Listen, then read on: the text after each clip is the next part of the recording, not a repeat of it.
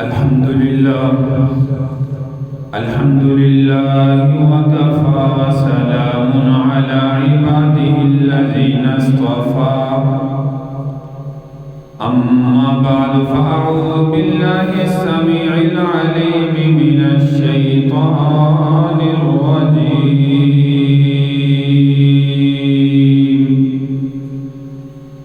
بسم الله وباسم عرش كتاب الله الرحمن الرحيم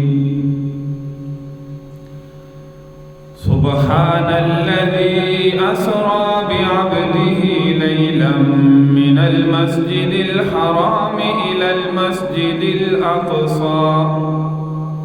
إلى المسجد الأقصى الذي باركنا حوله لنريه من آياتنا إنه هو السميع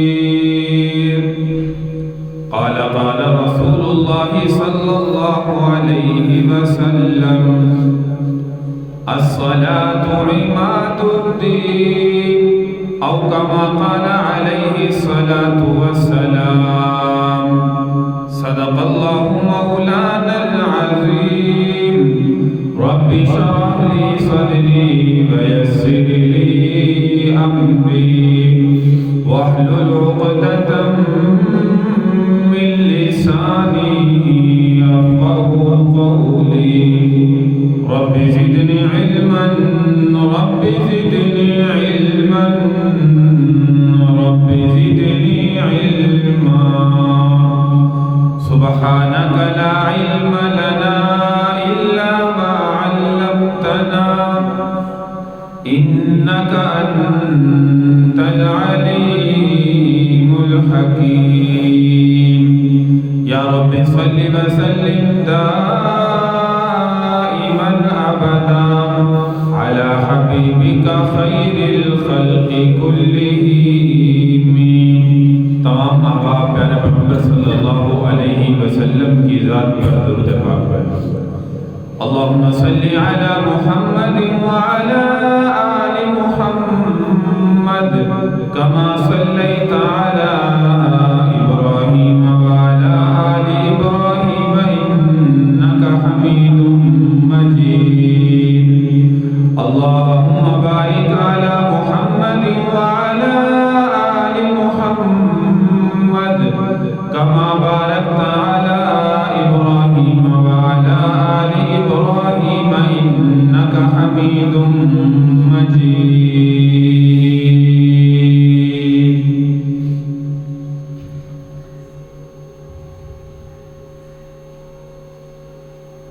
حمد و صلات کے بعد محترم سامعین کرام بزرگوں دوستوں پردہ نشینوں بہنوں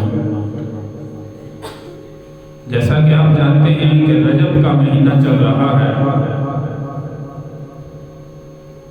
اور آج تقریباً 26 رجب المرجب کی 1447 ہجری کی جو ہے وہ تاریخ ہے جمعۃ المبارک کا دن ہے 2-3 دن سے کثرت سے لوگ جو ہے یہ پوچھ رہے ہیں کہ شب معراج جو ہے وہ کب ہے اور شب معراج کا روزہ جو ہے وہ کب رکھنا ہے اسلام کے اندر احادیث مبارکہ کے ذخیرہ کے اندر یاد رکھیے کہ شب معراج کی تاریخ جو ہے وہ صحیح طریقے سے موجود نہیں ہے کہ فلاں تاریخ کو شب معراج ہوا اللہ تبارک و تعالی نے اپنے پیارے پیغمبر صلی اللہ علیہ وسلم کو فلاں سال کی فلاں رات میں فلاں تاریخ میں شب معراج جو ہے بتایا اور لہذا اس رات میں اللہ کی امت کو چاہیے کہ وہ عبادت کرے اور صبح کو روزہ رکھے نہ یہ اللہ کے نبی صلی اللہ علیہ وسلم کی زندگی مبارکہ کے اندر تھا عبادت تو ایسا سمجھیے کہ پیارے پیغمبر صلی اللہ علیہ وسلم اور صحابہ کی زندگی میں شامل تھے آج جو ہم طریقہ شارٹ کٹ تلاش کرتے ہیں نا کہ روزہ کس دن میں رکھیں رات کو کو جاگ کے عبادت کس رات میں کریں؟ تو میرے بھائی پیارے پیغمبر صلی اللہ علیہ وسلم کی تو ہر رات عبادت کی ہے، صحابہ کی تو ہر رات اللہ کی عبادت میں گزرتی تھی۔ آج ہم سال میں ایک رات تلاش کرتے ہیں کہ مولوی صاحب وہ رات کون سی ہے جس میں جاگ کر اللہ کی ذات کو راضی کرنا ہے، اللہ کی ذات کی عبادت کرنی۔ تو میرے بھائی شارٹ کٹ راستہ جو ہے وہ تلاش نہ کریں، ہر رات جاگنے کی ہوتی ہے، ہر رات میں ہمیں مسلمانوں کو چاہیے کہ اللہ کی عبادت کریں، اور ہر دن میں جب بھی آپ کی جو ہے وہ طاقت ہے آپ نفلی روزہ جو ہے وہ رکھیں۔ جیسے میں اکثر پہلے بھی کہتا ہوں کہ پیارے پیغمبر صلی اللہ علیہ وسلم کی جو عادت مبارکہ تھی وہ تو ہر ہفتے کے اندر جو ہے وہ روزے رکھتے، یعنی پیر کا روزہ اور جمعرات کا روزہ۔ تو آپ پوری زندگی کیوں نہیں رکھتے؟ شارٹ کٹ راستہ جو ہے وہ کیوں تلاش کرتے ہیں کہ عبادت کو بھی ہم نے جو ہے وہ خاص کر دیا ہے کہ صرف اس دن میں کریں گے، اس کے علاوہ جو ہے وہ نہیں کریں گے۔ اسی طرح ایام بیعت کے روزے، یعنی ہر اسلامی مہینے کے اعتبار سے آپ صلی اللہ علیہ وسلم 13، 14، 15 کا روزہ رکھا کرتے تھے۔ ہم نے تو شاید پوری زندگی میں نہ رکھا ہوتا۔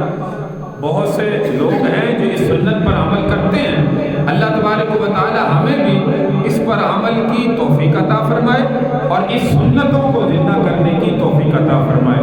تو یاد رکھیے کہ یہ جو خاص دن نہیں ہے کہ اس خاص دن میں عبادت کریں گے، آگے پیچھے جو ہے وہ نفلی عبادت نہیں کریں گے۔ فرض نماز تو اللہ تبارک و تعالیٰ نے امت مسلمہ پر فرض کی ہے کہ دن رات میں 5 نمازیں اس امت پر اللہ نے جو ہے وہ مقرر فرمائی، فرض فرمائی۔ ان الصلاۃ کانت علی المؤمنین کتابا موقوتا، وقت مقررہ پر جو فرض کی گئی ہے، اذان کی آواز سنے فوراً اللہ کے گھر کی طرف جو ہے وہ دوڑ لگے، کیونکہ اس کے بغیر چارہ نہیں۔ یہ اللہ کا حکم ہر حال میں ہر مسلمان نے پورا کرنا ہی کرنا ہے۔ ہاں اس کے علاوہ جو نفلی عبادات ہیں اس میں جو ہے وہ بڑھ چڑھ کر حصہ لینا چاہیے کہ صلاۃ و تسبیح جو ہے وہ جیسے ہم پڑھتے ہیں، اسی طرح جو ہے وہ نوافل پڑھتے ہیں، صبح کے جو ہے وہ اشراق کے نوافل ہیں، چاشت کے نوافل ہیں، مغرب کے بعد اوابین کے نوافل ہیں، اسی طرح کوئی حاجت ہے اللہ سے مانگنا چاہتے ہیں، صلاۃ الحاجت کی نیت سے 2 رکعت نفل جو ہے وہ جب مرضی پڑھے، ساری رات موجود ہے۔ اسی طرح مسجد میں داخل میں صلاۃ الوضو کی نیت سے 2 رکعت نفل پڑھے، وضو کیا صلاۃ الوضو کی نیت سے، مسجد میں داخل ہونے کی صلاۃ المسجد کی نیت سے، صلاۃ الحاجت کی نیت سے، جتنے مرضی چاہیں فمن تطوع خیرا فهو خیر اللہ، اللہ کی عبادت جو ہے وہ بڑھ چڑھ کر کریں، ایک دوسرے سے زیادہ کریں۔ تو دن کو میرے بھائی خاص نہ کیا جائے، یہ آج جو سمجھا جاتا ہے کہ آج کی آنے والی جو رات ہے 27 رجب جس کو کہا جاتا ہے کہ اس رات میں اللہ نے اپنے محبوب صلی اللہ علیہ وسلم کو معراج کروایا، اس کی میں نے کہا کہ احادیث مبارکہ میں مستقل طور پر وضاحت نہیں ملتی، نہ جانے کہاں سے سن کے ہم نے اس دن کو مقرر کر لیا۔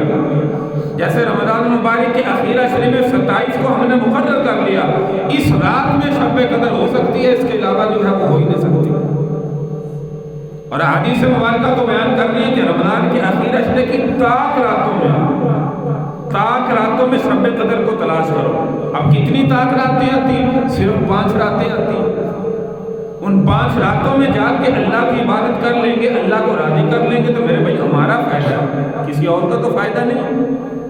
تو اسی لیے آج کی آنے والی جو رات ہے یہ مخصوص نہیں کہ صرف اس رات میں جا کر اللہ کی ذات کو راضی کریں، اللہ کی عبادت کریں، نوافل پڑھیں، قرآن کی تلاوت کریں۔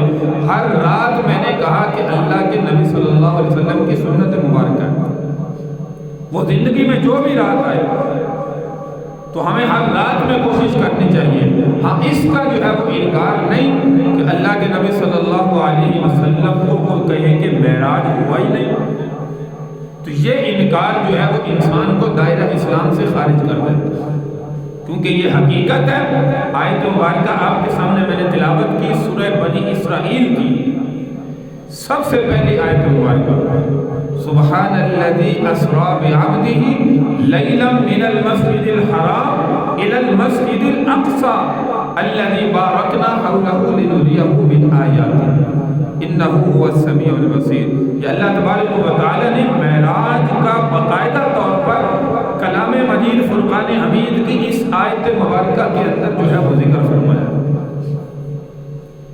اور یہ واحد ہمارے پیارے محمد صلی اللہ علیہ وسلم کی ذات مبارکہ ہے کہ اللہ نے اپنے محبوب کو روئے زمین سے اپنے پاس آسمانوں پر سدرۃ المنتہا پر بلایا، عرش معلیٰ پر بلایا، اور وہاں پر بلا کر جو ہے یہ ایک رات کے چند حصے میں، تھوڑے سے حصے میں، یہ نہیں کہ ساری رات میں، تھوڑے سے حصے میں اللہ نے زمین کی سیر، آسمانوں کی سیر، جنت اور جہنم کا جو ہے وہ معائنہ، اور عرش معلیٰ، یہ تمام تر جو سفر روئے زمین سے آسمانوں تک، سدرۃ المنتہا تک، اور پھر وہاں سے مکہ مکرمہ میں واپسی، یہ رات کے کچھ پہر میں اللہ نے اپنے محبوب صلی اللہ علیہ وسلم کو یہ سفر کروایا، اور اسی کو معجزہ کہا جاتا ہے۔ معجزات ویسے تو ہمارے پیارے پیغمبر صلی اللہ علیہ وسلم کے بے شمار ہیں، ان گنت ہیں۔ زندگی کے اندر ہر موقع پر اللہ نے اپنے نبی صلی اللہ علیہ وسلم کے ہاتھ پر معجزہ جو ہے وہ دکھایا، لیکن یہ ایک خاص معجزہ ایسا تھا جو اللہ نے کسی بھی نبی کو جو ہے وہ عطا نہیں فرمایا۔ موسیٰ علیہ السلام دیکھیے اللہ کے سامنے درخواست کی، قال لن ترانی ولكن انظر الى الجبل فإن استقر مكانه فسوف ترانی۔ یا اللہ میں تجھے دیکھنا چاہتا ہوں، تیرا دیدار کرنا چاہتا ہوں۔ اللہ تبارک و تعالی نے فرمایا قال لن ترانی، تو مجھے نہیں دیکھ سکتا، ولكن انظر الى الجبل۔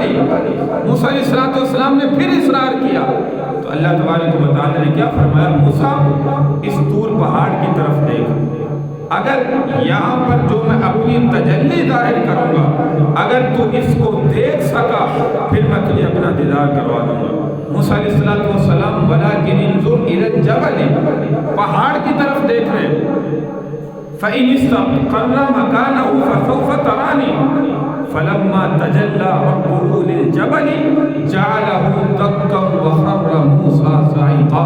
جب اللہ نے آسمان سے اپنی تجلی کا اظہار طور پہاڑ پر کیا، وہ طور پہاڑ ریزہ ریزہ ہو گیا۔ موسیٰ علیہ السلام اس کو دیکھ کے بے ہوش ہو کر جو ہے وہ گر پڑے۔ جب گرے ہوش آیا تو کہا قالوا سبحانک، یا اللہ واقعتاً میں آپ کی جو ہے وہ تجلی کو برداشت نہ کر سکا، میں آپ کا دیدار جو ہے وہ کیسے کر سکتا۔ تو پھر موسیٰ علیہ السلام نے کیا عرض کی، یا اللہ کوئی ایسا بھی دنیا میں ہے یا آئے گا جو آپ کا دیدار کرے گا، یا کوئی بھی نہیں ہے؟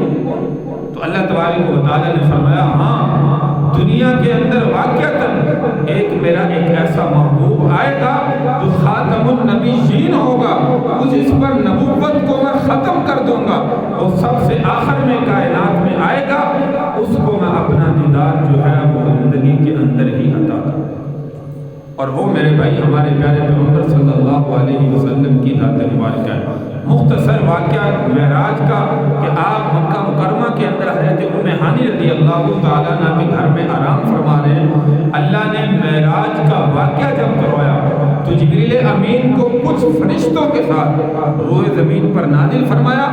جبریل امین علیہ السلام جہاں پہ اللہ کے محبوب صلی اللہ علیہ وسلم آرام فرما رہے ہیں، دروازے سے اندر داخل نہیں ہوئے، چھت پھاڑ کر وہاں سے جو ہے وہ آئے تو حضور علیہ السلام کو آ کر جو ہے وہ جگایا۔ اس میں بڑی تفصیلات ہیں، بڑے ادب کے ساتھ۔ بعض مورخین کہتے ہیں کہ اللہ کے نبی صلی اللہ علیہ وسلم سو رہے تھے، آ کر پاؤں کی ایڑیوں پر جبریل امین نے بوسہ دیا، ادب کے ساتھ اٹھایا تو اللہ کے محبوب صلی اللہ علیہ وسلم اٹھے۔ جبریل امین نے فرمایا یا رسول اللہ، اللہ آپ کو معراج کی دولت سے نوازنا چاہتے ہیں، اللہ آپ کو معراج کروانا چاہتے ہیں، اپنے پاس بلانا چاہتے ہیں۔ تو یہاں سے پیارے پیغمبر صلی اللہ علیہ وسلم اٹھے اور خانہ کعبہ جو حتیم کا حصہ ہے یہاں پر جا کر سو گئے۔ پھر یہاں پر آ کر جبریل امین نے اٹھایا اور فرمایا یا رسول اللہ، اللہ آپ سے ملاقات کرنا چاہتے ہیں، اپنے پاس بلانا چاہتے ہیں، آسمانوں پر بلانا چاہتے ہیں۔ تو یہاں پر دیکھیے پیارے پیغمبر صلی اللہ علیہ وسلم کا سب سے پہلے قلب، دل جو ہے وہ شاق کیا گیا، جس کو شق صدر کہا جاتا ہے۔ یہ بچپن کے اندر بھی ہوا جب آپ حضرت حلیمہ سعدیہ رضی اللہ تعالی عنہا کی پرورش کے اندر تھے، اور اس وقت بھی شق صدر ہوا جس میں جبریل امین جنت سے ایک تشت لائے جس میں کچھ حکمتیں، علم، انوار و برکات جو ہے اس سے بھری ہوئی تھی۔ آب زمزم سے آپ کے دل کو دھویا گیا، اس کے بعد دوبارہ وہ حکمتیں، وہ انوار و برکات آپ کے قلب اطہر میں رکھ کر جبریل امین نے دوبارہ آپ کے سینے کو جو ہے وہ بند کر دیا۔ آج کے ڈاکٹر جو ہے وہ دیکھیے آپریٹ کرتے ہیں، آپریٹ کے بعد جو ہے اس کے بعد جو ٹانکوں کے نشانات ہیں وہ بھی نظر آتے ہیں کہ یہاں پہ جو ہے وہ اس کو چاک کیا گیا، اس کے بعد دوبارہ سیا گیا۔ لیکن خدا کی قسم پیارے پیغمبر صلی اللہ علیہ وسلم کا یہ شق صدر کا جو معاملہ یہاں پہ چاہے زمزم کے پاس جبریل امین نے کیا، اس کے بعد کوئی نشان سینے پر جو ہے وہ موجود نہیں تھا۔ یہ اللہ کی طرف سے عطا کرنا تھا۔ تو اس کے بعد پیارے پیغمبر صلی اللہ علیہ وسلم کو جنت کی سواری، جس کو احادیث مبارکہ میں براق کہا جاتا ہے، براق ایسی سواری تھی حدیث مبارکہ کے اندر بیان کیا گیا جس کا قد جو ہمارا جانور خچر ہے اس سے تھوڑا سا کم تھا، حمار یعنی گدھے سے جو ہے وہ تھوڑا سا زیادہ قد تھا۔ اس سواری پر پیارے پیغمبر صلی اللہ علیہ وسلم کو جبریل امین نے بٹھایا، یہ جنت سے آئی تھی اور جنت میں جو ہے وہ واپس چلی گئی۔ اس پر بٹھایا جس کی رفتار اور تیزی حدیث مبارکہ کے اندر بیان کیا گیا کہ اس کی جہاں پہ پہلی نظر ہوتی تھی وہاں پہ اس کا جو ہے وہ پہلا قدم ہوتا تھا۔ یعنی ہم وسیع میدان کے اندر کھڑے ہوں، ہماری نظر جہاں تک بھی حد الوسع جا سکتی ہے وہاں پر جو ہے وہ اس براق سواری کا پہلا قدم ہوتا تھا۔ اتنی تیز رفتار سواری تھی۔ تو اس پر سوار کیا گیا۔ سب سے پہلے جبریل امین پیارے پیغمبر صلی اللہ علیہ وسلم کو خانہ کعبہ سے مدینہ منورہ جس کا نام پہلے یثرب تھا وہاں پر لے گئے اور فرمایا کہ یہاں پہ اللہ نے آپ کو حکم ادا کرنا ہے کہ آپ مکہ چھوڑ کر مدینہ میں یہاں پر ہجرت فرمائیں۔ یہاں پہ 2 رکعت نفل پیارے پیغمبر صلی اللہ علیہ وسلم نے ادا فرمائے۔ پھر یہاں سے سیدھا فرمایا کہ وہ جگہ جہاں پہ حضرت عیسیٰ علیہ السلام کی پیدائش ہوئی تھی وہاں پہ لے جایا گیا۔ آپ وہاں پہ اترے، 2 رکعت نفل آپ نے پڑھے۔ اس کے بعد حضرت شعیب علیہ السلام کی جہاں پہ جو ہے فرمایا کہ آپ رہتے تھے وہاں پہ جو ہے وہ آپ اترے، وہاں پہ 2 رکعت نفل پڑھے۔ اس کے بعد جو ہے وہ بیت المقدس کے اندر آپ کو لے جایا گیا۔ بیت المقدس میں یاد رکھیے یہ انبیاء علیہ السلام، آدم علیہ السلام سے لے کر عیسیٰ علیہ السلام تک جو کم و بیش 1,24,000 انبیاء علیہ السلام ہیں وہ سارے کے سارے انبیاء مسجد اقصی کے اندر موجود ہیں۔ یہ واقعہ معراج جو ہوا ہے ایسا سمجھیے کہ اللہ تبارک و تعالی نے جو جاگ رہے تھے ان کو سلا دیا، اور جو اپنی قبر مبارک میں سو رہے تھے جس سے مراد انبیاء علیہ السلام ہیں، قبروں میں موجود تھے، ان کو اپنی قبروں سے اٹھایا اور سب کو بیت المقدس کے اندر جو ہے وہ جمع فرمایا۔ یہاں پہ سارے انبیاء علیہ السلام صفحے بناتے کھڑے ہیں۔ جبریل امین علیہ السلام براق سواری کے ساتھ جب اللہ کے محبوب صلی اللہ علیہ وسلم کو یہاں پر لے کر پہنچتے ہیں تو سارے انبیاء کی نظریں جو ہے وہ دیکھ رہی ہیں کہ کون آئے گا، کون ہماری امامت کروائے گا۔ حضور علیہ السلام جب یہاں پہ براق سواری سے اترے ہیں ہر نبی نے آپ کا دیدار کیا۔ اس کے بعد جبریل امین علیہ السلام نے اللہ کے حکم سے آپ کا ہاتھ مبارک پکڑ پر جو ہے وہ پکڑنے کے بعد مصلی پر جو ہے وہ کھڑا فرمایا اور آپ نے تمام تر انبیاء کو جو ہے وہ یہاں پہ امامت کروائی۔ یہ کوئی فرض کی امامت نہیں تھی، یہ یاد رکھیے عشاء کے بعد اور فجر سے پہلے یہ 2 رکعت نفل ہر نبی کو پیارے پیغمبر صلی اللہ علیہ وسلم نے جو ادا فرمائے، آپ کی امامت میں ہر نبی نے آپ کی ابتدا میں ادا کیے، یہ نفل کا درجہ تھا، سب نے یہاں پر جو ہے وہ آپ کی ابتدا میں 2 رکعت نفل جو ہے وہ ادا کی۔ اس کے بعد پیارے پیغمبر صلی اللہ علیہ وسلم کو جبریل امین نے براق سواری پر پھر بٹھایا اور پھر اوپر آسمانوں کی طرف جو ہے وہ لے گئے۔ سب سے پہلے آسمان پر دنیا کے اندر بھی یاد رکھیے مسجد اقصیٰ میں یہ تمام تر انبیاء علیہ السلام سے یہاں پر آپ نے امامت کروائی، مقتدی بن کے ہر نبی نے آپ کے پیچھے نماز ادا فرمائی۔ اور آسمانوں پر بھی 7 انبیاء علیہ السلام سے اللہ کے نبی کی دوبارہ ملاقات ہوتی ہے۔ سب سے پہلے آسمان پر حضرت آدم علیہ السلام سے ملاقات ہوئی، اور دوسرے آسمان پر حضرت عیسیٰ علیہ السلام سے ملاقات ہوئی، تیسرے آسمان پر حضرت یوسف علیہ السلام سے ملاقات ہوئی، اور اسی طرح پھر حضرت ادریس علیہ السلام پر آپ کی جو ہے وہ ملاقات ہوئی۔ اس کے بعد حضرت ہارون علیہ السلام، اسی طرح پھر موسیٰ علیہ السلام، اور پھر حضرت ابراہیم علیہ السلام۔ یہ 7 آسمانوں پر 7 انبیاء علیہ السلام سے ملاقات ہوئی۔ اس کے بعد آپ آگے کا سفر عرش معلیٰ تک جو ہے وہ آپ نے فرمایا۔ حضرت مولانا اشرف علی تھانوی رحمۃ اللہ علیہ فرماتے ہیں کس آسمان پر کس نبی سے اللہ کے نبی صلی اللہ علیہ وسلم کی ملاقات ہوئی، ایک لفظ جو ہے وہ چھوٹا سا انہوں نے تعریف فرمایا، یہ یاد رکھیں جس سے ہر مسلمان کو یاد ہو جائے گا کس نبی سے کس آسمان پر ملاقات ہوئی۔ وہ لفظ ہے اعیاہما، اعیاہما، الف سے مراد حضرت آدم علیہ السلام، عین سے مراد حضرت عیسیٰ علیہ السلام، اعیاہما، اور یا سے مراد حضرت یوسف علیہ السلام، پھر الف اس سے حضرت ادریس علیہ السلام، ہما ہارون علیہ السلام، میم سے موسیٰ علیہ السلام، اور آخر میں پھر الف جس سے مراد حضرت ابراہیم علیہ السلام۔ اعیاہما، یہ لفظ ہر مسلمان جو ہے وہ یاد رکھے، جس سے جو ہے وہ آسانی کے ساتھ پتہ چل سکے گا کہ ہر نبی کی جو آپ علیہ السلام کی فلاں فلاں نبی سے آسمانوں پر جو ہے وہ ملاقات ہوئی۔ تو اس طرح سفر عبور کرتے ہوئے پیارے پیغمبر صلی اللہ علیہ وسلم آسمانوں کے بعد پھر جو ہے وہ سدرۃ المنتہا، سدرہ عربی زبان کے اندر یاد رکھیے بیری کو کہا جاتا ہے، بیری کو عربی زبان کے اندر، منتہا انتہا کی جگہ، اس سے آگے یاد رکھیے جو فرشتے نیچے معمور ہیں یعنی کہ آسمانوں پر، یہ سدرۃ المنتہا سے اوپر نہیں جا سکتے، اور جو اوپر اللہ نے جن کی ڈیوٹی لگائی ہے وہ سدرۃ المنتہا سے نیچے نہیں آ سکتے۔ سدرۃ المنتہا اس مقام کو کہا جاتا ہے جو آسمانوں سے بھی اوپر موجود ہے، اور اللہ تبارک و تعالیٰ کے خزانے کے اندر فرشتوں کی ڈیوٹیاں یہاں پر جو ہے وہ لگی ہیں۔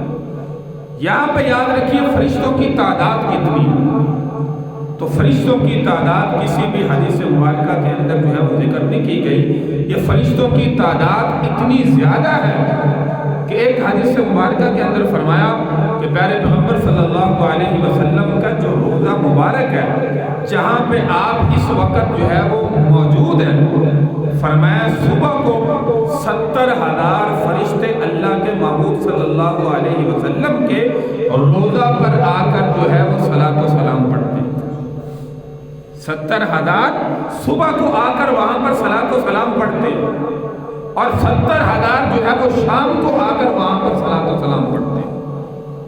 اتنی تعداد فرشتوں کی ہے، فرمایا کہ جو صبح کو 70,000 آئے، شام کو 70,000 آئے، قیامت آ جائے گی لیکن ان 70,000 کی دوبارہ کبھی باری روزہ رسول پر آنے کی نہیں ملے۔ اتنی تعداد اللہ نے فرشتوں کی بنائی ہے، اور یہ فرشتوں کے اندر صرف یاد رکھیں کہ وہ صرف اور صرف اطاعت کی ہے۔ جو ہمارے اندر معصیت کا مادہ بھی ہے، ہم گناہ بھی کرتے ہیں، اللہ کی عبادت بھی کرتے ہیں، فرشتے گناہوں سے معصوم ہیں، پاک صاف ہیں، کوئی بھی فرشتہ کسی حال میں کوئی گناہ جو ہے وہ نہیں کر سکتا۔ اللہ نے جو تخلیق فرشتوں کی فرمائی ہے وہ صرف اطاعت کی ہے، ہر وقت اللہ کی تسبیح اور تحمید کے اندر مشغول ہے۔ تو اتنی تعداد ان گنت فرشتوں کی اللہ تبارک و تعالیٰ نے جو ہے وہ فرمائی ہے۔ اس کے بعد سدرۃ المنتہا سے آگے جو ہے وہ تشریف لے گئے۔ یہاں سے آگے جب اللہ کے محبوب صلی اللہ علیہ وسلم جانے لگے تو یاد رکھیے کہ جبریل امین علیہ السلام پیچھے رک گئے۔ اللہ کے نبی نے دیکھا، فرمایا جبریل آگے کیوں نہیں جاتے؟ جبریل امین علیہ السلام نے فرمایا یا رسول اللہ اس سے آگے جانے کی ہمیں اجازت نہیں ہے، اگر اس سے آگے جاؤں گا میرے پر جو ہے وہ جل کر جو ہے وہ راکھ ہو جائیں گے۔ اللہ نے یہ میری حد مقرر کی ہے، اس سے آگے میں آج تک نہیں گیا، لیکن یہاں سے آگے جانے کی اللہ نے صرف آپ کو اجازت عطا کی ہے، ہمیں بھی اجازت دی ہے۔ یہ میرے بھائی صرف اور صرف ہمارے پیارے پیغمبر صلی اللہ علیہ وسلم کا مقام و مرتبہ ہے کہ کسی نبی کو اللہ نے ایک تو یاد رکھیے کہ معراج نہیں کروایا، دنیا میں معجزات عطا فرمائے، ہر نبی کو معجزہ دنیا میں ملا، لیکن جو ان گنت معجزات ہمارے پیارے پیغمبر صلی اللہ علیہ وسلم کو اللہ نے عطا کی ہیں وہ کسی بھی نبی کو جو ہے وہ عطا نہیں فرمائے۔ اور دوسرا یہ خاص معجزہ معراج کا جو صرف اللہ نے ہمارے پیارے پیغمبر صلی اللہ علیہ وسلم کو عطا فرمایا اور کسی کو عطا نہیں فرمایا۔ یہاں پہ جو ہے وہ ایک سوال یہ بنتا ہے، بعض لوگ کہتے ہیں کہ یہاں پہ کیا پیارے پیغمبر صلی اللہ علیہ وسلم کو اللہ کا دیدار نصیب ہوا یا نہیں ہوا؟ تو اس میں بھی علماء کا جو ہے وہ اختلاف ہے۔ بعض جو ہے علماء کہتے ہیں کہ اللہ کے نبی صلی اللہ علیہ وسلم کو اللہ کا دیدار نصیب ہوا، آپ کی ملاقات ہوئی اور کسی نبی کو یہ اعزاز جو ہے وہ حاصل نہیں ہے۔ بعض کہتے ہیں کہ دیدار نصیب نہیں ہوا، لیکن راجح قول کے مطابق کہا جاتا ہے کہ پیارے پیغمبر صلی اللہ علیہ وسلم نے اللہ کو براہ راست دیکھا ہے، آپ سے ملاقات کی ہے، یہاں پہ ہم کلامی ہوئی ہے۔ اللہ کے نبی صلی اللہ علیہ وسلم جب اللہ تک پہنچے تو اللہ نے فرمایا کہ محبوب میرے لیے دنیا سے کیا لایا ہو، میرے لیے دنیا سے کیا تحفہ لے کر آیا ہو؟ تو حضور علیہ السلام نے فرمایا یا الہ العالمین التحیات للہ والصلوات والطیبات، یہ سب سے بڑی دلیل کہ اللہ نے اپنے نبی کو اپنا دیدار کروایا ہے۔ یا اللہ میری قولی عبادتیں، میری مالی عبادتیں، میری بدنی عبادتیں، التحیات للہ والصلوات والطیبات، یہ ساری کی ساری عبادتیں جو ہے وہ صرف آپ کے لیے۔ علماء اپنے اپنے انداز میں بیان کرتے ہیں کہ اللہ کے محبوب صلی اللہ علیہ وسلم نے فرمایا یا اللہ میں وہ چیز آپ کے لیے لایا ہوں جو آپ کے پاس جو ہے وہ موجود نہیں، آپ کے پاس موجود نہیں۔ مطلب کیا؟ اللہ کے نبی صلی اللہ علیہ وسلم نے فرمایا کہ میں عاجزی دنیا سے آپ کے لیے لے کر آیا ہوں۔ عاجزی یعنی میری مالی عبادتیں، میری قولی عبادتیں، میری بدنی عبادتیں صرف اور صرف اللہ کے لیے۔ اور عاجزی آپ جانتے ہیں کہ اللہ کی صفت نہیں ہے، یہ ہماری بندوں کی صفت ہے۔ جتنا بھی جھک کر چلیں گے، جتنا بھی اللہ کے سامنے اپنا سر کو جھکائیں گے، اتنا ہی اللہ ہماری عبادتوں کو، ہماری دعاؤں کو جو ہے وہ قبول فرمائے گا۔ یا اللہ میں اپنی بدنی عبادتیں، مالی عبادتیں، قولی عبادتیں آپ کے لیے جو ہے وہ لے کر آیا ہوں۔ اللہ نے آگے سے کیا فرمایا؟ السلام علیکہ ایھا النبی ورحمۃ اللہ وبرکاتہ۔ اے نبی میری ساری رحمتیں آپ کے لیے، میری ساری سلامتی آپ کے لیے، میری ساری برکتیں جو ہے وہ دنیا میں آپ پر موجود ہیں۔ یہ اللہ نے اعزازیہ عطا فرمایا، اے نبی سلامتی ہو تجھ پر، برکتیں ہو تجھ پر، رحمتیں ہو تجھ پر۔ یا اللہ یہ تو مجھے آپ نے عطا کر دیا، میری امت کے لیے کیا چیز ہے؟ میری امت کے لیے تو مجھے کوئی تحفہ دیجئے۔ یہ آپ کا دیدار نصیب ہوا، آپ کے پاس آیا ہوں معراج کی شب میں۔ تو یاد رکھیے کہ اللہ تبارک و تعالیٰ نے یہاں پہ 50 نمازیں امت محمدیہ کے لیے جو ہے وہ عطا کہ اے نبی یہ 50 نمازیں کائنات میں اپنی امت کے لیے لے جاؤ اور اعلان کر دو، جو ان کو ان کے وقت پر ادا کرے گا اس کو بھی ایسا سمجھو کہ روحانی معراج جو ہے وہ مکرا۔ تو اللہ تبارک و تعالی نے جب یہ تحفہ عطا فرمایا، آپ واپس تشریف لائے، یہاں پہ بڑا تفصیلی قصہ ہے، آپ نے جنت کا نظارہ کیا، اس میں جو ہے وہ صحابہ کرام رضی اللہ عنہ اجمعین کے محلات دیکھے، اور جبریل امین سے واپسی میں پوچھا یہ محل کس کا ہے، یہ محل کس کا ہے، یہ محل کس کا ہے؟ جبریل امین نے فرمایا یہ حسن و حسین کا ہے، یہ عمر کا ہے، یہ فلاں بلال کا ہے، یہ فلاں صحابی کا، یہ فلاں صحابی کا۔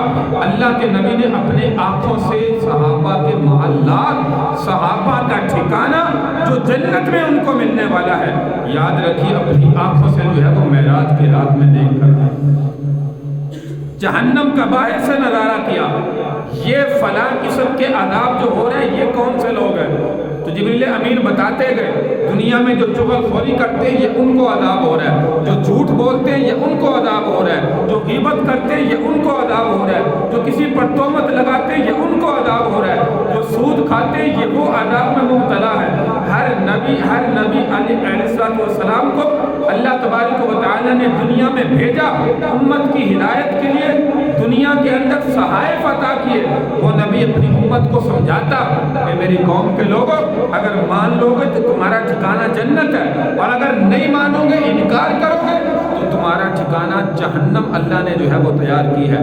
اب جو دنیا میں مان کر چلیں گے میرے بھائی یہ جنت ٹھکانہ بنے گی، اور جو نہیں مانیں گے یاد رکھیے کہ ان کا ٹھکانہ جو ہے وہ جہنم میں بنے گا۔ تو حضور علیہ السلام واپس دنیا میں تشریف لائے، رات کا پہر موجود ہے، علماء کہتے ہیں کہ ایسا سمجھیے کہ جو دروازہ اللہ کے نبی صلی اللہ علیہ وسلم نے کھولا تھا ام ہانی کے گھر کا، وہ دروازے کی جو کنڈی تھی ہل رہی تھی، واپس آئے تو اسی طرح جو ہے وہ ہل رہی تھی۔ پانی چل رہا ہے تو مثال کے طور پر جو ہے وہ چل رہا ہے، اتنے کم قلیل وقت کے اندر اللہ نے اتنا لمبا سفر اپنے نبی کو جو ہے وہ دنیا سے آسمانوں پر، پھر اپنی ملاقات، پھر جنت جہنم کی سیر، پھر واپسی پر یہ چند لمحے میں کرایا۔ صبح ہوئی تو سب سے پہلے جو ہے آپ جانتے ہیں دنیا کے اندر پیارے پیغمبر صلی اللہ علیہ وسلم ابو جہل کے دروازے پر بڑی مرتبہ گئے، ابو جہل سب سے پہلے آیا، کوئی نئی خبر ہے؟ اللہ کے نبی نے فرمایا ہے، کیا خبر ہے؟ فرمایا کہ رات کو اللہ نے مجھے معراج کروایا، میں یہاں سے بیت المقدس میں گیا ہوں، بیت المقدس سے آسمانوں پر، اور پھر عرش معلیٰ پر سدرۃ المنتہا پر میں نے جنت جہنم کو دیکھا، پھر رات جو ہے وہ واپس آ گیا۔ اب اس نے مکہ میں شور مچانا شروع کر دیا، دیکھو جی دیکھو، حضور علیہ السلام مسلمانوں کے نبی نے ایک نئی بات بنائی ہے، راتوں رات میں گیا اور راتوں رات واپس آ گیا۔ صدیق کے پاس بھی گیا تو صدیق اکبر نے کہا کون کہتا ہے؟ ابو جہل کہنے لگا تمہارا نبی۔ فرمایا آمنا و صدقنا، میں ایمان لاتا ہوں، تصدیق کرتا ہوں، اگر ہمارے نبی نے کہا تو سچ کہا ہے۔ اب سارے مشرکوں کو اکٹھا کیا، مشرکوں کو اکٹھا کر کے کہتے لگے، یہودی بھی اکٹھے ہو گئے، عیسائی بھی اکٹھے ہو گئے۔ اب یہودی جو تھے وہ کہتے تھے اچھا آپ بیت المقدس میں راتوں رات گئے، راتوں رات واپس آ گئے، کیونکہ اس وقت کوئی جہاز تو ہوا نہیں کرتے تھے، آپ بھی جانتے ہیں کہ اونٹ سواری ہوا کرتی تھی، وہ کئی دن بعد پہنچتی تھی۔ تو حضور علیہ السلام نے فرمایا ہاں۔ تو یہودی کہنے لگے اچھا آپ جو ہے وہ اگر راتوں رات گئے ہیں، واپس ہو کے آ گئے ہیں، یہ بتائیں کہ مسجد اقصی میں دروازے کتنے ہیں، مسجد اقصی کے روشن دان کتنے ہیں؟ کئی ان میں عیسائیوں کے پادری بھی تھے جنہوں نے وہ مسجد اقصی دیکھی ہوئی تھی، یا یہودیوں نے دیکھی ہوئی تھی۔ تو حضور علیہ السلام اب آپ بھی جانتے ہیں کہ اب بندہ یہاں سے سفر پر جائے، کہیں پہ مہمان جائے، مسجد میں نماز پڑھے، وہاں پہ جا کے یہ تو نہیں گنتا کہ اس کے دروازے کتنے ہیں، اس کی کھڑکیاں کتنی ہیں، اس کے روشن دان کتنے ہیں۔ تو اللہ تبارک و تعالی نے کیونکہ اپنے نبی کے لیے جو ہے یہ کوئی مشکل نہیں تھا، اللہ نے پردے ہٹائے، مسجد اقصی کو ہمارے نبی صلی اللہ علیہ وسلم کے سامنے کر دیا۔ اللہ کے نبی سے جو سوال کرتے اس میں کھڑکیاں کتنی ہیں، دروازے کتنے، اللہ کے نبی صلی اللہ علیہ وسلم گنتے جاتے اور بتاتے جاتے، لیکن تصدیق ہونے کے بعد پھر بھی وہ کر گئے۔ یہ دنیا کے اندر فرمایا کہ اللہ نے جس کے مقدر میں ہدایت لکھی ہے اسی کو ملتی ہے، جس کے مقدر میں ہدایت نہیں، یاد رکھیے وہ چاہے کلام منیر جو بھی سنے وہ کبھی بھی ہدایت یافتہ نہیں ہو سکتا۔ تو یہ سفر معراج جو مختصر آپ کے سامنے خاکہ ذکر کیا، اس کا انکار کرنے والا میرے کا مسلمان نہیں ہے، دائرہ اسلام سے خارج ہے۔ یہ آپ کو معراج جسمانی بھی ہوا، روحانی بھی ہوا، یہ نہیں کہ صرف روحانی ہوا، آپ دنیا میں مکہ مکرمہ میں سوئے ہوئے تھے، آپ کو معراج ہو گیا، نہیں، جسمانی بھی ہے، آپ خود آسمانوں پر گئے ہیں اور واپس آئے ہیں۔ یہ سارا سفر معراج کا جو ہے یہ آپ کا جسمانی بھی ہے، روحانی بھی ہے۔ تو میرے بھائی امت کا معراج یہ ہے کہ جو 5 نمازیں ہمیں ملی ہیں، واپسی میں بڑا تفصیلی واقعہ تھا، میں نے مختصر ذکر کیا۔ موسیٰ علیہ السلام سے ملاقات ہوئی، آپ کی امت کو کیا ملا؟ فرمایا 50 نمازیں۔ کہنے لگے میں دنیا میں رہ کے آیا ہوں، میری امت 2 نہیں پڑھتی تھی، آپ کی امت 50 کیسے پڑھے گی؟ آپ واپس جائیں، کمی کروائیں۔ اللہ نے 45 کر دی، پھر آئے، پھر بھیجا 40 35 30 25 20 15 اور اسی طرح 10 اور پھر آخر میں 5 رہ گئی۔ وہ بھی فرمایا کہ یہ بھی آپ کی امت بڑی مشکل سے پڑھے گی۔ اللہ کے نبی نے فرمایا اب میں واپس نہیں جاتا۔ اللہ نے 5 کم کیا ہے، تو یہ نہ ہو کہ 5 جو ہے یہ بھی ختم ہو جائیں۔ لیکن یاد رکھیے حضور علیہ السلام نے فرمایا، اللہ نے فرمایا ہے میں نے شروع میں 50 عطا کی تھی، جو ان 5 کو ان کے وقت پر صحیح طریقے سے ادا کرے گا، اللہ تبارک و تعالیٰ اس کو 50 نمازوں کے برابر جو ہے وہ اجر و ثواب دیتا ہے۔ تو میرے بھائی یہ میری اور آپ کی ذمہ داری ہے، اللہ نے جو فرض ہمارے اوپر مقرر کیے ہیں۔ رمضان کا مہینہ بھی آنے والا ہے، یا ایھا الذین آمنوا کتب علیکم الصیام کما کتب علی الذین من قبلکم لعلکم تتقون۔ یہ روزے امت محمدیہ پر فرض ہے، یاد رکھیے، نفلی نہیں۔ میں نے کہا کہ 3-4 دن سے لوگ پوچھتے ہیں جی شب معراج کب ہے، صبح کو روزہ رکھنا ہے، کیا کرنا ہے؟ وہ حقیقت آپ کے سامنے شروع میں ذکر کی ہے، لیکن فرض روزے جو ہے وہ پتہ ہے کہ یہ ہم پر فرض ہے۔ نماز کا پتہ ہے کہ فرض ہے، زکوٰۃ کا پتہ ہے کہ میں صاحب نصاب ہوں تو فرض ہے، صاحب استطاعت کو پتہ ہے کہ حج مجھ پر فرض ہے۔ اس میں ہم مسلمان جو ہے وہ کوتاہی کیوں کر رہے ہیں؟ اللہ تبارک و تعالی ہمیں عمل کی توفیق عطا فرمائے اور حقیقت میں ان تمام تر فرائض کو انجام دینے کی توفیق عطا فرمائے۔ وآخر دعوانا ان الحمد للہ رب العالمین۔